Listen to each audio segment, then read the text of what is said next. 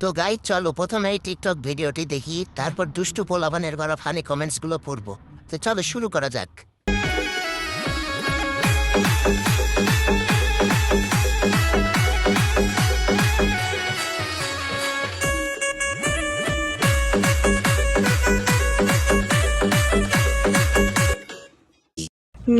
तो चलिए शुरू करते हैं।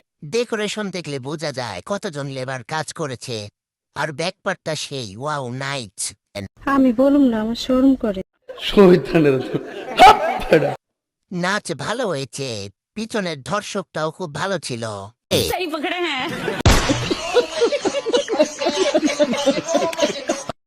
মাজার বিয়ারিংটা মনে হয় জাপানি। তোর মাথা নষ্ট। গাছ হিসেবে ফল বেশি বড়। ও